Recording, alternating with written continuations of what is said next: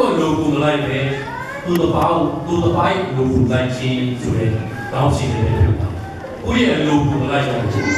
ရင်းတဲ့ခရိယန်သက်တာမှာကိုယ့်ရဲ့လူတိုင်းဟာလည်းပေါ်တော့ပဲနဲ့တပါးကိုယ့်ရဲ့လူကူလိုက်ပြီးတော့မှလိုက်လျှောက်တဲ့ချင်းအစဉ်ချင်းဟာရင်းတဲ့ခရိယန်သက်တာဖြစ်ပါတယ်ဆိုတဲ့တောင်းစီတွေဖြစ်ပါတယ်ကျွန်တော်တို့ဒီရောမဟောရစာကျွန်တော်တို့ဒီကနေ့စာပရမကိုခန်းကြီး15ရှိရပါပြီအဲ့ဒီမှာကျွန်တော်ခန်းကြီး7နောက်ပိုင်းမှာကြည့်တဲ့အခါမှာဒီမှာဒါမှကျွန်တော်တို့ကွက်ကျွန်တော်ပေါ်ပြထားတာကရင်းချက်တော့ခရိယန်များမှာရှိတဲ့ရှိတိုင်းပဲကျွန်တော်တို့တက်တာကြောင့်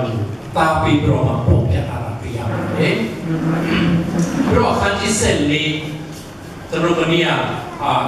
လူကျတဲ့ Sunday မှာကျွန်တော်ပြောတာကခန်းကြီး14ရဲ့နောက်ဆုံးနေ့ဘုံပိုင်းမှာကျွန်တော်ဘာကြောင့်ပြောလဲဆိုတော့ဘုရားရဲ့စိတ်တော်ကိုတွေ့ရင်းနဲ့ဘုရားရဲ့အလိုတော်ကိုတွေ့ရင်းနဲ့တပါးကိုဝန်တာစရာတပါးကိုအတွက်လည်းကျွန်တော်ဒီဆောက်စရာဖြစ်စီနိုင်တယ်လို့ကျွန်တော်ပြောပါတယ်တခါတလေကျွန်တော်တို့ခရိယန်သက်တာတွေမှာကျွန်တော်တို့စဉ်းစားမိတာကဘုရားလိုတော်ကိုလိုက်ရင်လို့လူကိုလိုက်နိုင်ဘူးလူရဲ့စာနာတော်ကိုပြည်စီခြင်းနဲ့ဆိုရင်ဘုရားတော်နဲ့စန့်ကျင်တယ်လို့ကျွန်တော်တို့ခံယူတတ်ကြတယ်တကယ်တော့ဒီနေရာမှာအဲ့လိုမဟုတ်ဘူးဘုရားခင်ရဲ့စိတ်တော်ကိုတွေ့ရင်းနဲ့ကိုယ့်ရဲ့ယုံကြည်မှုချင်းတရားသူတွေရဲ့ကျွန်တော်ဝန်တာစရာကျွန်တော်ပြည်စုံစီနိုင်တယ်ဆိုတဲ့ကြောင့်ကျွန်တော်တို့ပြတာပြရပါတယ်ဒါအမှန်တမ်းမှရင့်ကျက်တဲ့ခရိယန်ရဲ့တက်တာကိုပေါ်ညံခြင်းဖြစ်ပါတယ်ဒီနေရာမှာကျွန်တော်တို့တနည်းအားဖြင့်အဲ့ဒီအခါကြီး14မှာပေါ်ပြတာတော့ပါတော့ကိုယ့်ရဲ့လွတ်လပ်မှုယုံကြည်လို့တရားပဲကိုယ့်ရဲ့လွတ်လပ်မှုဆိုတာကဥပမာဖြင့်အစားပါမယ်အတောက်ပါမယ်အပြုတ်မှုပါမယ်ပြောဆိုမှုတွေပါမယ်ဒါဒီအားလုံးမှာ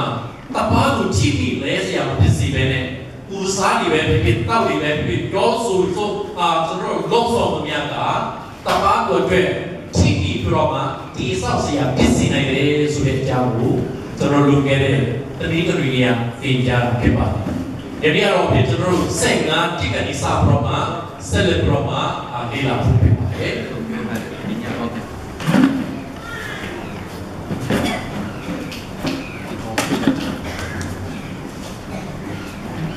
ဘာလို့လဲ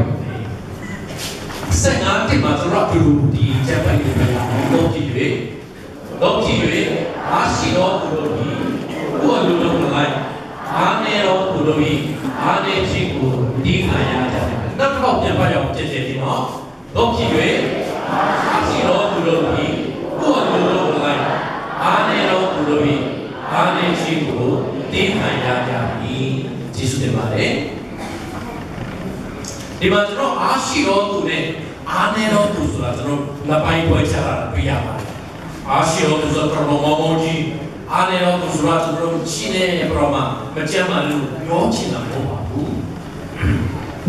ဒီမှာကျွန်တော်တို့အားရှိတော့သူဆိုတဲ့နေရာမှာယုံကြည်ခြင်းနဲ့ပရမအားရှိတော့သူ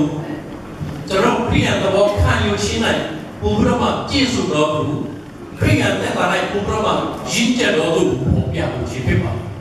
ဒီနေရာမှာကျွန်တော်တို့ရှင်ပေါလုကလူကြီးတဲ့လူငယ်ပေါ်မှာအားရှိတော်သူနဲ့အားငယ်တော်သူကိုနိုင်ရှိပြတော့မှာအားရှိတော်သူကအားကြီးတော်သူကယုံကြည်ခြင်းအားကြီးတော်သူကယုံကြည်ခြင်းအားနဲ့တော်သူတို့ရဲ့အလိုကိုကျွန်တော်တို့သိစေနိုင်ဖို့ပေါ်ပြတာဖြစ်ပါတယ်။ဒါကြောင့်အသက်တာရင်းကျက်တော်သူများ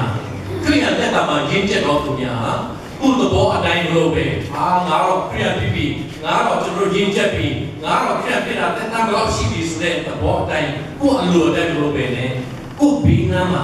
မရင်ချက်တော့သူများတကယ်လို့များရှိခဲ့ပါပါသူများကိုကြည့်ပြတော့ငဲ့ညာတော့မှခရိယန်သက်တာကိုကျွန်တော်တို့ဆက်လက်စောင့်တည်နိုင်ဖို့ပေါ်ပြတာဖြစ်ပါတယ်။ခန်းကြီး15အခန်းငယ်1အားလုံးကိုဖတ်ကြပါစို့။သို့တော့ငါတို့ရှိသမျှဒီကိုယ်နဲ့ဆက်ဆက်အောင်ကိုကျိုးကိုထောက်၍သူ့ကိုတိဆောက်စီခြင်းကသူ၏အလိုတော်လိုက်ကြဖို့နောက်တစ်ခေါက်ပြန်ပါမယ်။သို့တော့ငါတို့ရှိသမျှဒီကိုယ်နဲ့ဆက်ဆက်အောင်ကိုကျိုးကိုထောက်၍သူ့ကိုတိဆောက်စီခြင်းကသူ၏အလိုတော်လိုက်ကြဖို့ဟုတ်ပါပြီ။ ဒီမှာခုနကကျွန်တော်ပေါ်ပြထားတဲ့အတိုင်းမရင်းချက်တော့သူများမှာတီးခံခြင်းနားလည်ပြီးခြင်းကိုယ်နဲ့ဆက်ဆိုင်တော့သူရဲ့အကျိုးကိုထောက်ခြင်းဆိုတဲ့ပေါ်ပြထားပါတယ်ဒီမှာရှိတဲ့ကျွန်တော်တို့ယူမော်မှာတော့သူချင်းကျွန်တော်သိတယ်မှာကလားကြီးစုပါဆိုတော့မိုးကြီးတော့ဆိုရင်ခရီးတက်တာရင်းနေဒါပေမဲ့ခရီးတက်တာရင်းလို့ယုံကြည်ခြင်းမှလည်းရင်းချက်ရမယ်လို့ကျွန်တော်တို့တရားနဲ့ပြောတော့မရတချို့ခရီးပိတာမကြသေးဘူးလားပြီမဲ့ယုံကြည်ခြင်းမှရင်းချက်တယ်လို့လည်းရှိနေတယ်ဥပမာကျွန်တော်တို့တန်လီဘွဲ့မှာဒီမှာအင်းင်းကိုရှိတယ်တရားပြီးမှာKopi, wah krian kita tidak jadi, krian apa? Jadi terus krian kita terus jinjat di surga, baru benar krian kita, baru apa ya krian kita dia buat krian kita di surga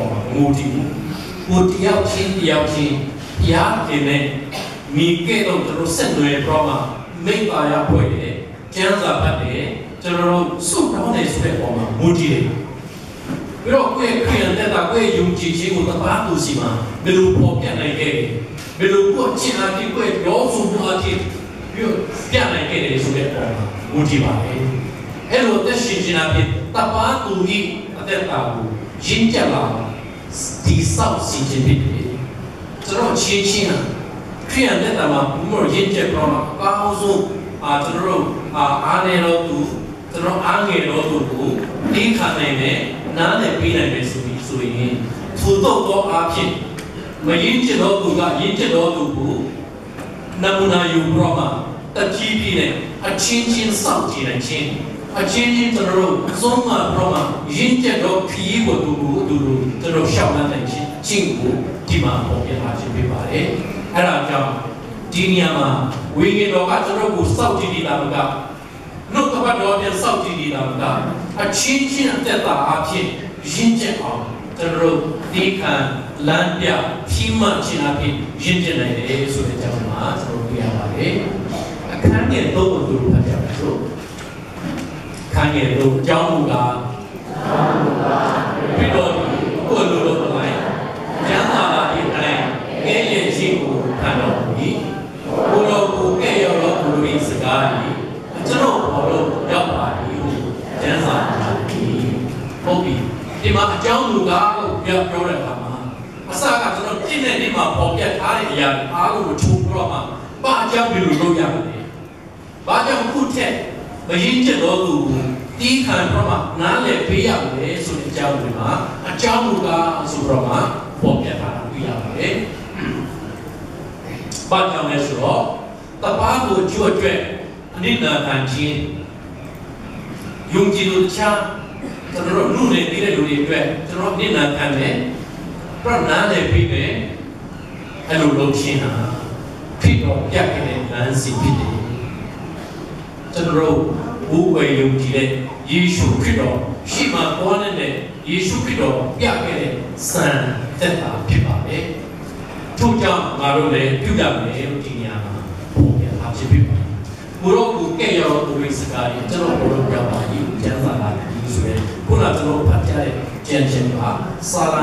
69ပိုင်ရဲ့9မှာရှိတယ်ထိုရာကိုကျွန်တော်ပေါ်ရင်းဘုရောမှာယေရှုလျှောက်လန်းခဲ့တဲ့ခရီးမှာ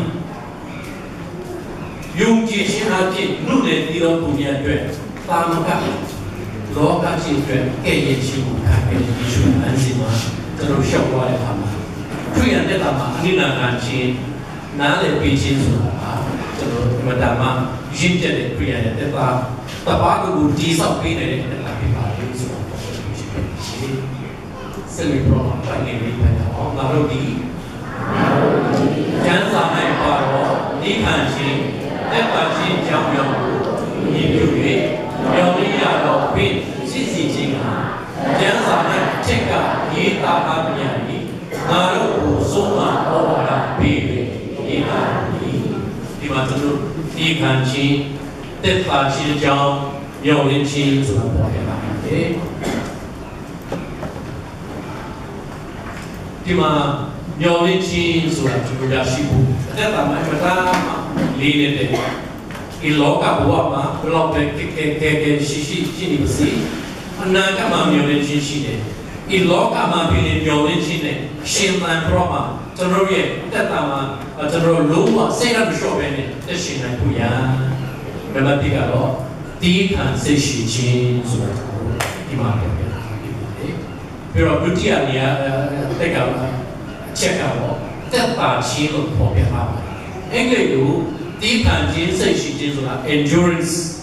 ပြီးတော့တက်တာခြင်းဆိုတဲ့ဥစ္စာကခွန်အားပေးခြင်း encouragement လို့ပြရပါတယ်ကျွန်တော်အချင်းချင်းကျွန်တော်ဘဝတက်တာမှာဒီခံနိုင်တယ်စိတ်ရှိနိုင်တယ်ကျွန်တော်အတူတူတက်ရှိနေတာကတပ်ပါလို့ကျွန်တော် encouragement အားပေးနိုင်တယ်ဆိုရင်ထူတော့ဘောအားဖြင့်စောင့်ကြည့်တာကကျွန်တော်အထဲမှာအသေးနှလုံးသားထဲမှာကျွန်တော်ရဲ့ဝိညာဉ်ထဲမှာမျောလင့်ခြင်းဆိုတာတဖြည်းဖြည်းနဲ့စောင့်ကြည့်လာတော့မှထူမျောလင့်ခြင်းအပြင်ကျွန်တော်အသက်ရှင်ပါလေဆိုတဲ့အကြောင်းကိုအမှန်တမ်းကကျွန်တော်ဟောပါပေးထားပါတယ်ဆက်လက်တော့မှဒီနေရာမှာတော့ကျွန်တော်ခန်းကြီးတက်ဖို့ခန်းငယ်ဖို့တဲပေါ်ပဲနဲ့ဆက်ဆက်တဲ့အတွက်ကြောင့်ငါးနဲ့ကြောက်သူတို့ပတ်တယ်ဟောသိလို့ပြီ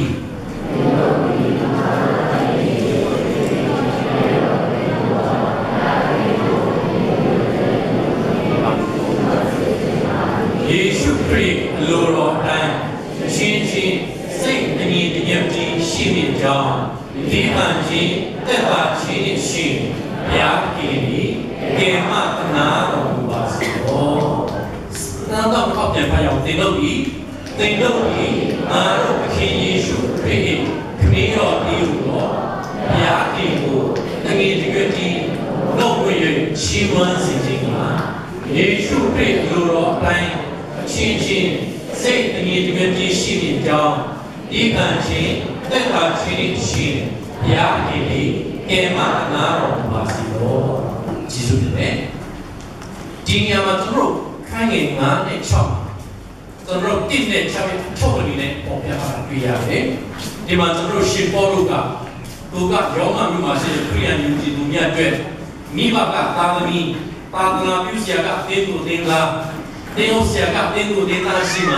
ပြောကြားထားတယ်ပဲစုတောင်းပြီးရှင်သူရဲ့ဖြစ်စီခြင်းနဲ့စာနာစေတနာကိုကျွန်တော်တို့ယေရှုခရစ်တော်အပြင်စုတောင်းခြင်းနဲ့တူစာနာပြုလိုက်တဲ့ချက်လေးပဲဖြစ်ပါတယ်ကြည့်ရမယ်ဆိုရင်ဒီမှာပေါ်ပြထားတာကလေးလေးနဲ့ပေါ်ပြထားတာကဘုရားခင်ဒီငါတို့ကိုးကွယ်တဲ့ဘုရားခင်ငါတို့ဒီနေ့ကိုးကွယ်တဲ့ချီးမွမ်းတဲ့ဘုရားခင်ဟာဒီခံခြင်းတက်တာခြင်းရှင်လည်းဖြစ်တယ်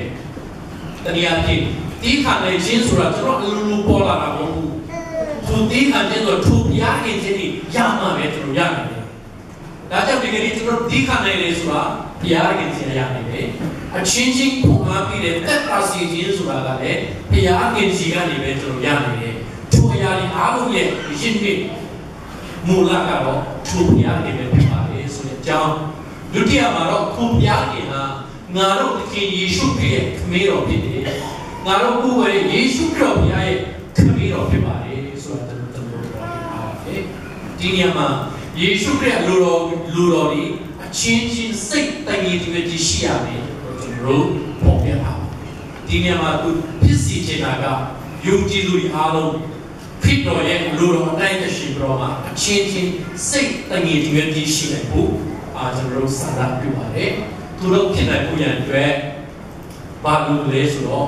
သူတို့ဖြစ်ချင်တာဖြစ်သူတို့ဘာလို့လဲဆိုတော့ဘုရားရှင်ကိုကျွန်တော်တန်ကြီးတညွတ်ကြီးမွတ်ဆိုနှုတ်ကိုပြောမှာချီးမွမ်းနိုင်ရမယ်ပြောပြတာ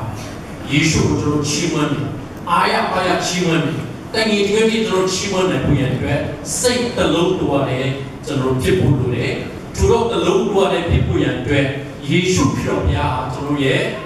ခမည်းတော်ဘုရားဖြစ်တယ်သူဘုရားခင်ကျွန်တော်ဒီခံချင်းကျွန်တော်တက်ပါခြင်းရှင်ခင်ဖြစ်ပါလေဆိုတာကျွန်တော်သင်ကြားနေရဖြစ်ပါတယ်နောက်ဆုံးအနေနဲ့ချက်၅ချက်လေးပေါ်တက်ချင်ပါတယ်ပထမချက်ကဒီခံနာလေပြီးချင်းခရိယန်တက်တာမှာအချင်းချင်းဒီခံနာလေပြီးချင်းဆိုတာကအချင်းချင်းစောင့်တည်ဖို့ရန်ဒီစောင့်ဖို့ရန်ဖြစ်ပါတယ်ဆိုတာတွေ့ရတယ်ဒုတိယချက်ကတော့ဒီခံနာလေပြီးချင်းဆိုတာခရစ်တော်ရဲ့လမ်းစဉ်ဖြစ်တယ်ကျွန်တော်ကြိုးစားလို့ဆိုနေတာမဟုတ်ဘူး ခွင့်တော်ရဲ့လမ်းစီဖြစ်တယ်တတိယကတော့သေခါနာတဲ့ပေးခြင်းဆိုတာအရှင်ရဲ့အရှင်ဟာကျွန်တော်ဘုရားခင်တာလီဖြစ်ပါတယ်ဆိုတဲ့အကြောင်းဒုတိယနောက်ဆုံးကတော့သေခါချင်းအားပေးခြင်းဆိုတာအဲ့ဒါတွေကကျွန်တော်တို့တက်တာမှာပြောင်းခြင်းကိုဖြစ်စေပြီးတော့နောက်ဆုံးနေနဲ့တငြိမ်တည်းတီဖြစ်မှာဘုရားရဲ့ကိုတငြိမ်တည်းတီရှိမနိုင်တယ်ဆိုတဲ့အကြောင်းအရာကိုဒီနေ့ကျွန်တော်သင်ကြားနေတဲ့ဆရာရဲ့လုပ်ပါတော့ကျွန်တော်ကြည့်ဖြစ်တယ်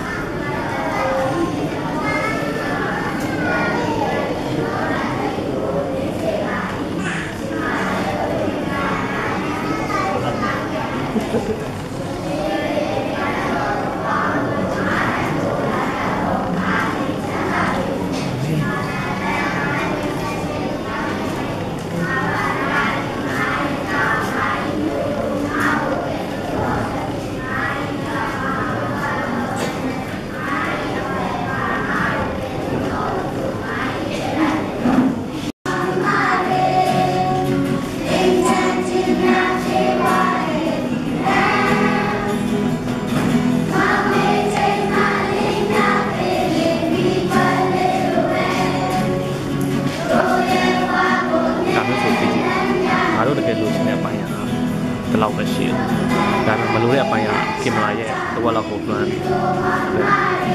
kurang dulu channel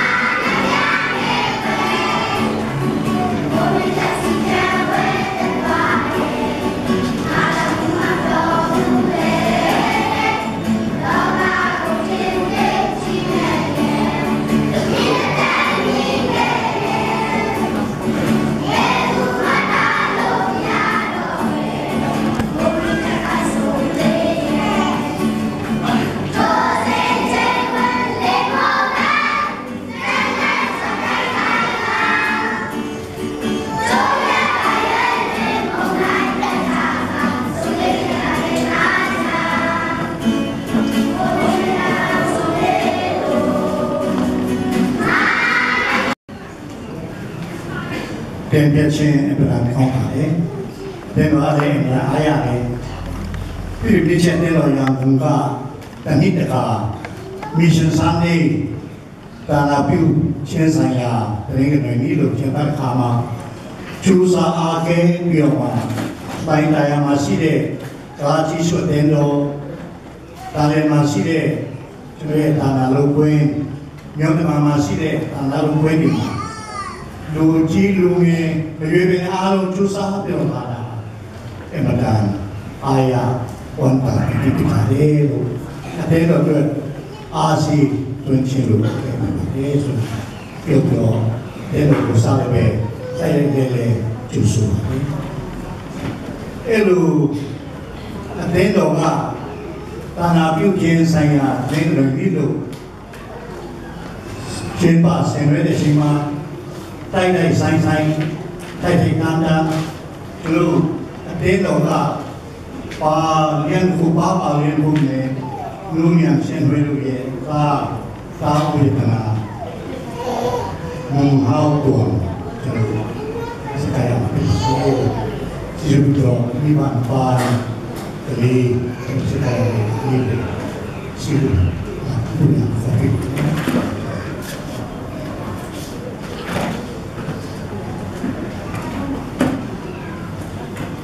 tu le po den den bi bo ate cho ông nói ba sa lu cái đó là làm bị không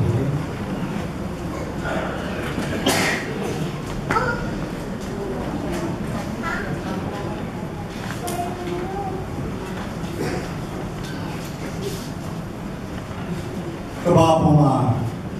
khi anh cái này na sử dụng nhiều ship Methodist ship lu Anglican side, Presbyterian side, Roman Catholic side, Sariken, Nichian Baptist side. The chair kind of not in them to bene through Nichian kind of not ka, Batum Lens, Kali, to Mesikachen, Child Dedication, Suna. Chennai Kadena Digaro, Ritu the Sayans and Kalao Sue, Baptism to Surama, Gilaunde, Gipende, Gipet. Through Baptist, I don't know. Nicheming last baptism to go. The Lulia Gila, Pilma, Tuatu, Sumpeta de Tina, so Yurubati. Churubatu Nation, Kulu, လေးထုံငယ်တလားတာဒီနလားတာဒီရှိတဲ့အခါမှာအသေးတော်ရှိမှာဘုရားငယ်ရှိမှာ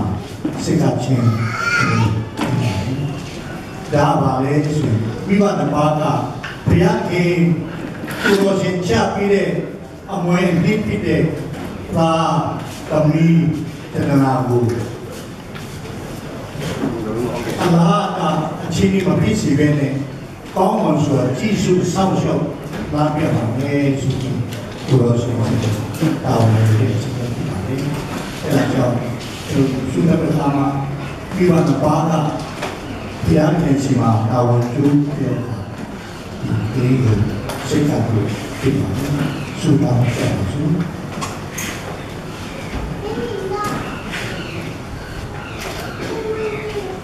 ဝိရိယတတော်အားလုံးကိုဖန်ဆင်းတော်မူ၍ချစ်ချင်းမိသားနဲ့ကြည်ပတ်ကအရှင်မြတ်ကြီးစုဆောင်မတော်တော်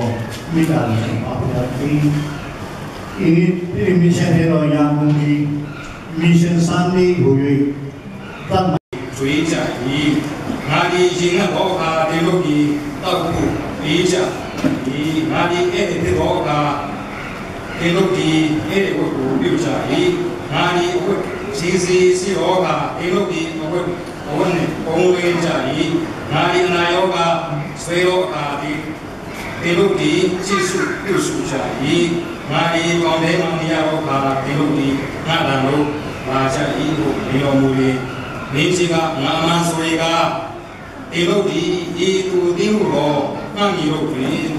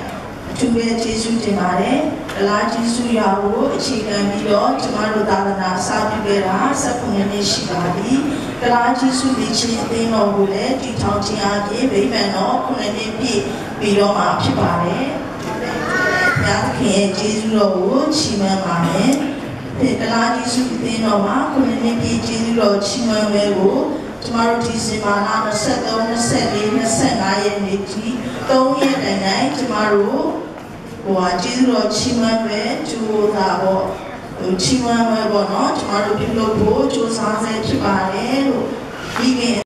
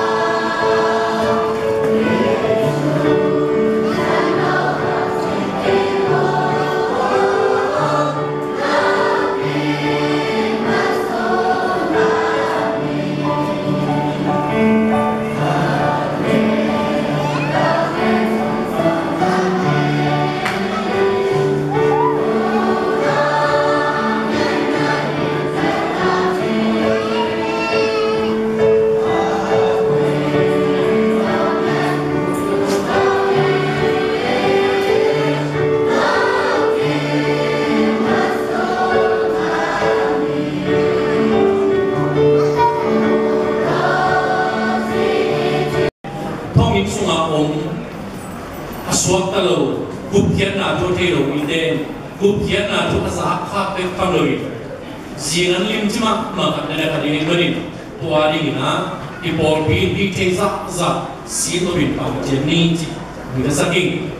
po pia kena ringi ipol bi zuma ipol bi secretary upa asian jin mang yang ai zungin mission lama upa injen ka to ai zungin ibeti inquarin bimarin bumsen na han chemin energy hong kia di turin sagi te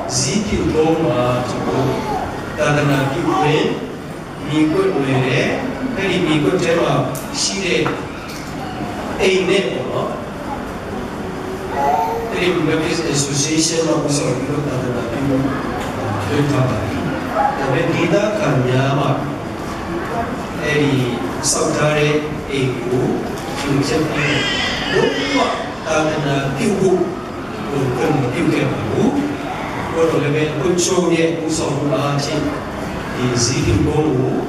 ဘုရားဘုရားလာသာသနာပြုလို့ဘုရားကျွန်တော်ဆုတော်မူဖြစ်တယ်ဒီအဖို့ချုပ်အကြောင်းကိုပြောတဲ့အခါမှာကျွန်တော်ရုံးမှာချိန်ပြီးဒီလိုတိုင်းကြီးကတော့ကျွန်တော်တက်တန်းရှိတယ်ဘုရားလည်းပဲတစ်ခက်တကယ်တမ်းကျွန်တော်ဖို့ချုပ်ဆိုတာပိုင်ဆိုင်တဲ့ရောဒီလိုနေတယ်ဒီမှာဒီအသေးတော်ရဲ့သာသနာပြုခြင်းဆိုင်ရာဒီရဲ့လို့တတ်မှတ်ဒီနမကဒီဘုချုပ်ရဲ့သာသနာလုပ်ငန်းနေတဲ့ဆက်ဆက်ရှိတဲ့အကြောင်းဒီမှာကျွန်တော်တရားလာတဲ့ဒီယုံကြည်သူများအဘယ်လိုဆိုများတဲ့ဒီကဲတော့ဝတ်ပြုကိုကိုရတာဒါမှနေနေတဲ့မိုင်းဒီအဖြစ်တဲ့ဆိုတော့ကျွန်တော်စကားပြောတာပါတယ်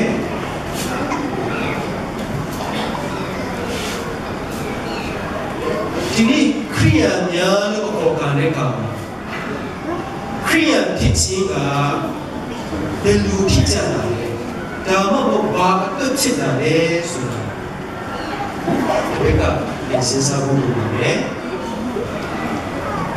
ဘာဖြစ်လို့လဲဆိုတော့ခရိယာဒီဘုပြုတ်ကိုကိုယ်ရဲ့ဘုရားက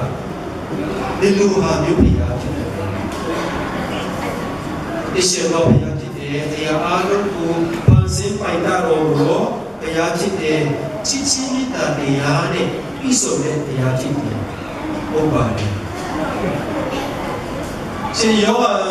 ခရစ်ဝင်ကျမ်းပထမစာဆောင်ခန်းကြီးလေးအငယ်14ကိုကြည့်ရအောင်ဘုရားသခင်ဒီချစ်ချင်းမြတ်တာတရားဖြစ်တယ်လောကီသားတို့ကိုကေတင်တော်သခင်ဖြစ်စီခြင်းကခမည်းတော်ဒီသားတော်ကိုစီလွတ်တော်မူကြောင်းငါတို့ဒီတည်မြဲ၍သက်တည်ခံကြ၏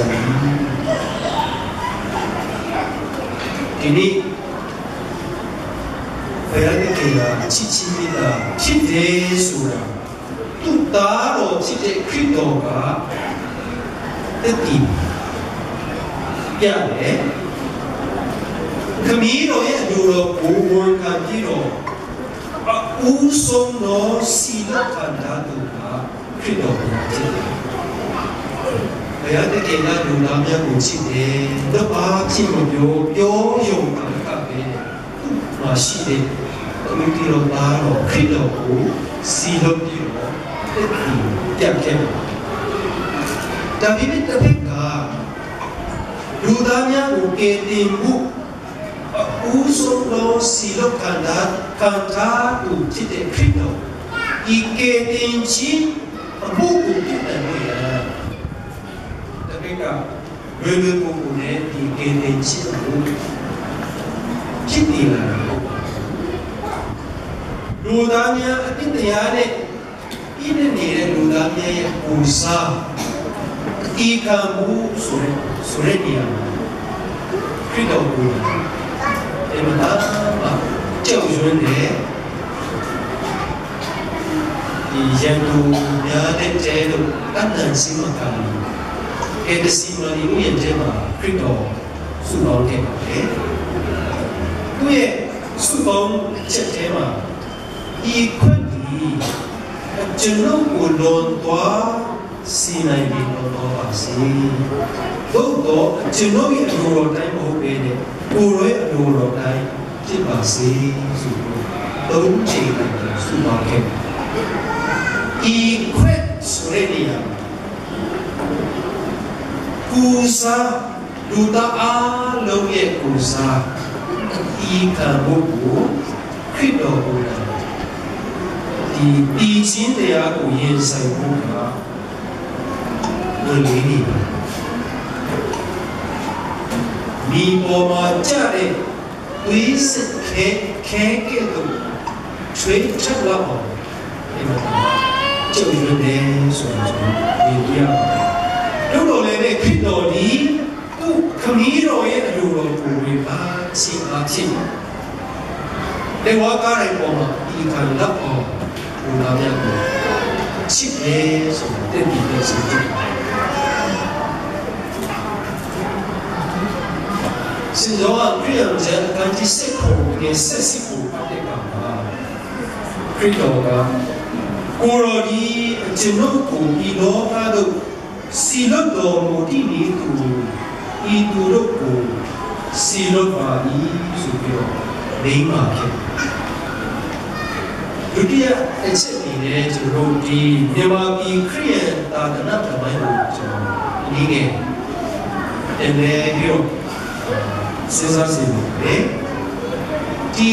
အဲဝိဂီလီလို့ခေါ်တဲ့တရေကောဘောရတူပရမစာဇောကန်ဒီစိတ်မှာအင်းနဲ့တုံးမှုရှိတဲ့ကံမှာဒါအဲဝိဂီလီတရားရဲ့တကယ်အတာပါတာပါလေခရစ်တော်ဒီလူသားများအတွက်ဒီကံတော်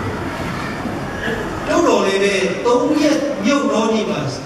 စင်ကြင်ချမြုပ်တယ်အချက်နဲ့စက်တာဒီဝင်ကြီးလေးတရားရဲ့မိသားစုဖြစ်တယ်မြန်မာပြည်ဆရာကြီးဇူရတန်ရောက်လာတာနေ့တရာကျော်ပါပြီကျွန်တော်ချင်းလူမျိုးများအတွက်ကာလ်ဆန်တို့ခုတ်တို့နေလ်ဆန်တို့ဒီဝင်ကြီးလေးဒေးကောမြန်မာပြည်ချင်းတော်တီတို့လာရပြီးအဲ့ဒီအားကြောင့်ယာကိဝေးဂျေဇုတော်ချင်းမချင်းတို့ပြုခဲ့ဒီချက်ပါအဲ့ဒီချက်မှာသူတစ်ချင်းတို့ချင်းလူမျိုးများအတွက်ဘုရားဝနာလာပြုကြတဲ့ဆရာကြီးများတဲ့ဘူကရင်ကျန်ကရင်ကျောင်းဆရာများရဲ့ကြီးစိုးတဲ့ကျိုးမိဖို့ပေါ်တယ်လို့ဒီကနေ့ကျွန်တော်ကိုချိုးရဲ့ကိုချိုးစီမံစီဝေးပေါ်တော့လာပြီးတော့မှပြုလုပ်တာကျွန်တော်လာကြီးစိုးတဲ့တော့မှပြီးကိုကရင်ဒုံကြီးအကားနဲ့လာရောက်ကျိုးပြီးကျွန်တော်ဒီတော့မှအပ်ဆုံးကရင်ဒုံကြီးကအဲ့ဒီမှာကရင်မျိုးသားများရဲ့ကရင်ယုံကြည်သူများရဲ့ကျေးဇူးကိုကျွန်တော်ဆက်ဖို့ရှိတယ်ဆိုတော့ကျွန်တော်ပြောပြလိုပါတယ်။တစ်ဖက်ကခရစ်တော်ကိုယ်တိုင်ဒီသာသနာပြုဖို့ရဒီမှာကျမ်းစာခက်တန်တဲ့လမ်းကလေးကိုရှောက်ခဲ့ပါပြီ။သူစီလို့ခဲ့တဲ့ဒီအီဝိမီလေးတရားကိုကြားသိတဲ့ဘုရားစီလုခံခဲ့တဲ့တာဝနာပြုဆရာကြီးများနဲ့အဦးဆုံးသောခရိယန်ရဲ့လက်တာကိုကျွန်တော်တင်နေချီးမွမ်းတာဝနာပြုဆရာကြီးများရဲ့စက္ကမှုဤစမှုအနိနာကမှုကျွန်တော်တမိုင်းအနေနဲ့မှတ်တမ်းချစ်သူကိုကျေးဇူးခဲ့ပါပြီပြောစားရနေရာဒီတာမျိုးဆွတ်သွားပြီးတော့ချက်ဆုံးလိုက်တာဒါကပြုချတယ်ဆိုတာတရားပဲမြန်မာပြည်မှာခုတန်ပေါ်50ကျော်ထဲမှာခရိယာပါစိတ်ကိုကျွန်တော်ကြည့်တဲ့အခါလူတရားမှာ6ယောက်လောက်ပါပဲခရိယာကြည့်လူရချင်းတော့တိမ်ပေါ်30နီးပါးပေါ့နော်ဒီထဲမှာကျွန်တော်မြစ်ချီခရီးတွေကတော့16တိမ်နီးပါးရှိတယ်ဒီတော့က9ကျော်ကျော်ရှိပါတယ်ဒါကမြန်မာပြည်အတွက်မြစ်ချီကလည်းတမိုင်းကဝယ်နေတယ်ဒီကျွန်တော်ကမရှိဘူးအကြောင်းကျွန်တော်ပြောလို့ရတယ်နောက်ဆုံး3ချက်အနေနဲ့လက်ရှိအသေးတော်နဲ့အသေးသားများအတွက်စိတ်ခေါ်ချက်များ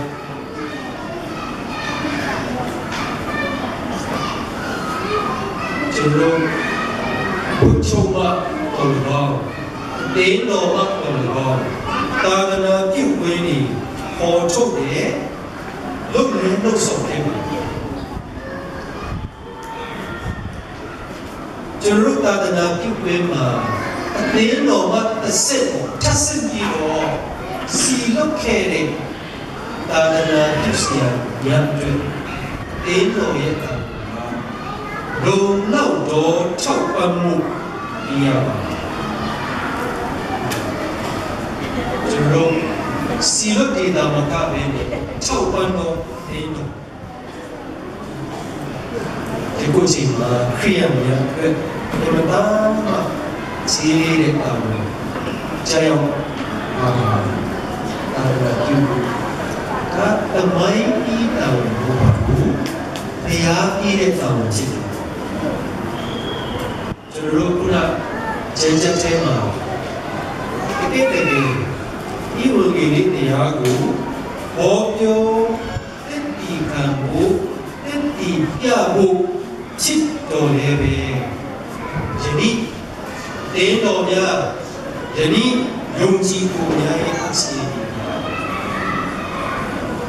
cái khi này thì ta đã tiêu chiến xây cả yết là lúc càng sáng đi thì đi trong cái điều đấy mà do điều mà cả là điều mà dùng chi của đi cái điều suy bị rồi như là đấy cả Bia trong người trên mà về, cùng lo cụ chỉ với dùng làm cả về này. Bia trong này tiền bạc, ta đã bắt lù đi thằng lù, cái người gì đi, bia rồi tới đây mà, chắc sẽ đi rồi không được chứ. Sau đó ý sẽ nhiều nhà số xí, tại vì mấy cụ đại xí lúc cả mấy tụ orang sekap itu, tak ada nak berdebat. Kita lebar aku sengok sekap. Tin namanya pilih tu. Dulu tak ada dunia media kadang tapi dulu apa? Dulu dunia media. Loyal sekali, bukan siapa. Dan jauh kita juga, Yesus yang biasa sih Yesus dengan orang itu sebasih nama sudah jawab. Krian tidak sudah, dua murid tidak Bangkitlah mahu sukinlah cinta. Di sahabat ni dia bercerut jongkan iro kayak tak. Di sahabat ni pilih bu jenjang mama sini bu tak mahu bene. Terkait aja krian dia kita di lokal tema jengkan iro. Ibilele ne atesin mulak di cawaya teku ibai desin tidi emadama juru kayu ke pire di kedem Yesus Yesus di tedeko tende desin kan di ko di Yesus juru okan sini now so ni ne Kido ni hero yang dulu bukan hero, tapi nanti kembali kido mat ase, dongji tu krian ya jandu silok diri nama kafe ini, casen hero silok kamu ya, iseng kocet diri julu, dengar yo biro surau sekapu cipane, tak nak kibli sudah niat. Krian bata tu deh tak ada tidak buku, bola bata ni tak ada tidak. Oh, sebelum sini ni tadi nyoba, kita tak kacau, lah pun dek. Sebelum sini ya, sahaja ni dia pipi dari sini. ကလေးတွေကိုဒီနတ်သားလာကြောင်းဥလေအယောက်200နဲ့300နီးပါးရှိတကယ်တော့ကျွန်တော်သာသနာပြုခွင့်ကနေပြီးတော့ယုံကြည်သူအတိတ်ရနိုင်ဖို့ဒီမှာတမ်းစွန့်စားပြီးတော့လှုပ်ဆောင်တဲ့အခါမှာတစ်ဖက်ကကျွန်တော်ရဲ့ရှိပြီးသားအတင်းသားတွေရှုံးရှုံးခဲ့ဒီနတ်သားလာကြောင်းဒီဘုရားသာသနာပြုကြောင်းဒီကလေးတွေကမိဘရဲ့စာဝတ်ဒီပြည်လေရာပြည်လေကြောင်းကိုရည်ရွယ်တဲ့ရှုံးရှုံးတာဒီနေ့စေဖို့ချက်ပါပဲဆိုတော့ခရစ်တော်ကိုမိမိရဲ့ကေတေပိုင်ရှင်တွေဖြစ်တက်ခံပြီးတော့သူများဒီ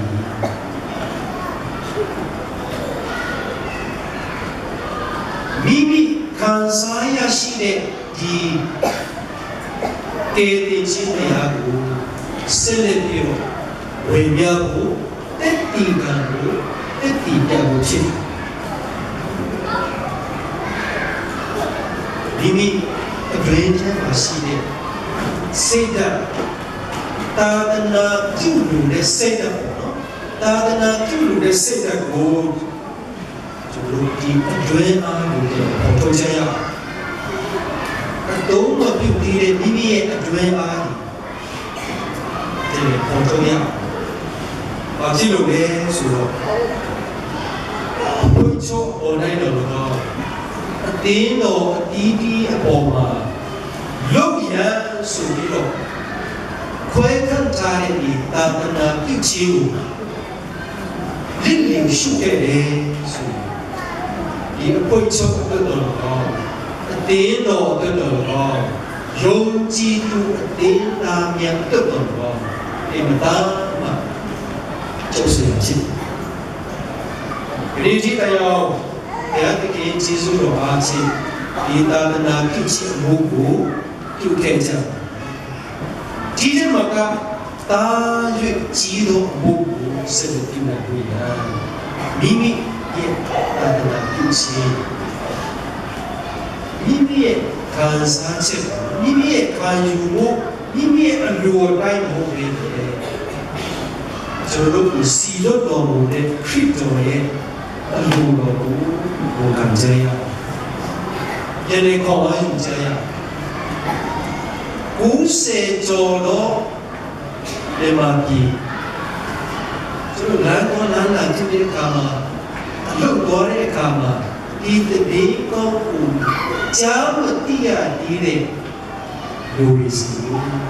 ကျွန်တော်ပေါ်ပြောဖြစ်တယ်အတ္တကိုစက်ကပ်ပြီးတော့ရှိတမ်းမှာသာသနာပြုပေါ်ထွက်လာဖို့ကျွန်တော်ဆုတောင်းရတယ်ဒီလိုကျွန်တော်တက်တီကလည်းကမှာနေသားတွေကတော့ဆရာရဲ့ဒီလိုပြောတဲ့ဆရာကိုယ်တိုင်သွားပါလားဟုတ်တော့သာသနာပြုခြင်းအသိတော်ဒီနဲ့အစစ်အတင်ဖြစ်သာသနာပြုခွင့်ထက်ရှာဖို့ညီညာတိုင်းမှာသာသနာပြုလို့ရှိပြောတာက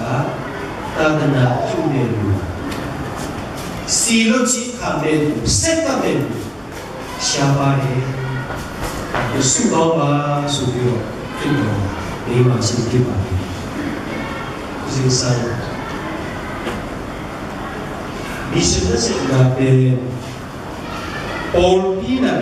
Italy, Convention in Italy. Missionary se lunge ito pa sila ilung tang teka ihop pa kitsa na ala chumile. Tunina mission sa pa nila itay na pe project. Pasyan maya. Terim Baptist Convention at yan na mission na so tatang assembly. Paul pire tabuki kala hono kempe kwa kempe. Ulay ka in parewa ka mawang kumite lang nisa. ที่สร้างคนเขากินได้อย่างเสียงกำกันระหว่างสิ่งมีเสียงฟิลส่งไปดูมีเสียงนั้นเสียงนั้นยิ่งจริงนะเลยสุ่มได้ไปเลยผมรู้อามุนยิ่งส่งนี้จีเนส่งตำมันอยู่ตัวอะไรตัดอารมณ์ที่บอกไว้เป็นตัวอัปไปที่มีองค์ลง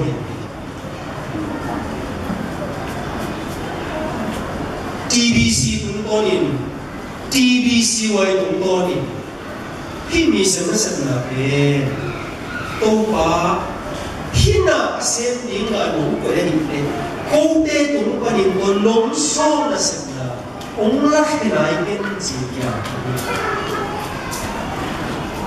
ไปยิ่งมีองค์ลงโดยวันนี้ย้ายเสมอสิ่งที่มีเสมอsama te lungtang sini khazin ma ama bisa ting lungtang ama lung fo sama imi masat ni tulai khang te laka inlam ma khang thate ke bang si khabe le biakin sum teng nuam sai apona ma lungtang hiat ding le ikam to to lungtang ta thong dingท่านเองตัวนี้นะ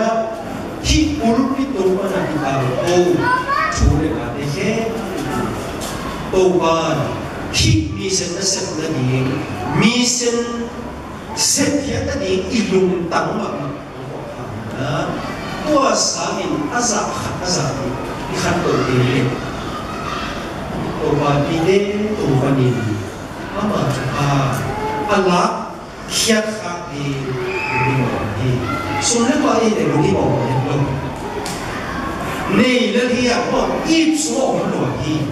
ไอ้ไปเฮ็ดอีมีช่วยเนี่ยกสิกรกันนะกสิกรกันดีอีจีบ้าอันนี้บ้านมีองค์สวรรค์ช่วยเนี่ยจีมีเสนาอาเซียนดีมีนะอาเซียนมีyang kedua, kemudian ni pasien kita nak aneu sebab ini nak ini mau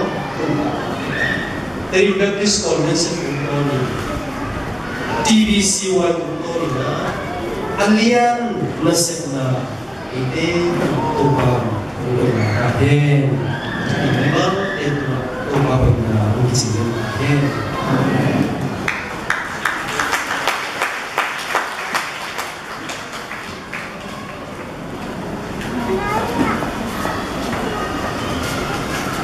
Bibirina pasien bilang ada siom noci saja niang. Untuk pasien mungkin CCOC kaya CCOC semua orang Rusia pelai dengan kamu. Kami anak orang Rusia dua orang kita siapa ini cipta kuning ini.